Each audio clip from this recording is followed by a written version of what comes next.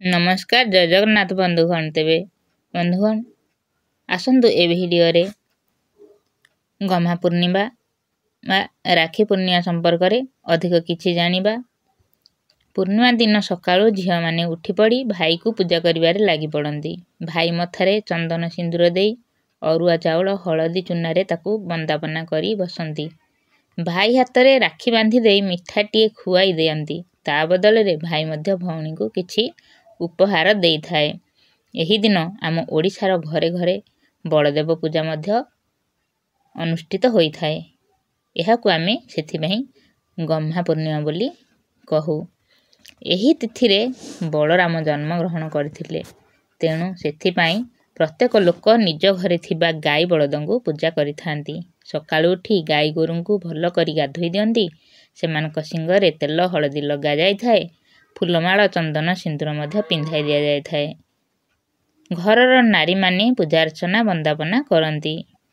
तेबे बंधुगण तापरे सेमानंकु एंडुरी पिठा खाइबाकू दिया जाए। एही पर्वर एंडुरी पिठा हला मुख्य आकर्षण। पिला ठारू बड़ जाए एंडुरी पिठा खाई आनंद उल्लास रे दिनटिकू कटाई थांती। एहा व्यतीत गाँर शेष मुंडरे गम्हा बेदी तैयारी हुए। सेही बेदी निकटरे बलदेवंक प्रतिमूर्ति माटी तैयारी करी तांका पाखरे भोग करा जाए।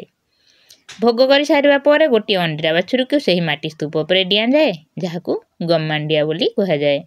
एही पूर्णिमा को झुलन पूर्णिमा मध्य कहा जाए। तेणु पूर्णिमा तिथिरु 7 दिन पूर्वरु झुलन यात्रा अनुष्ठित हुए।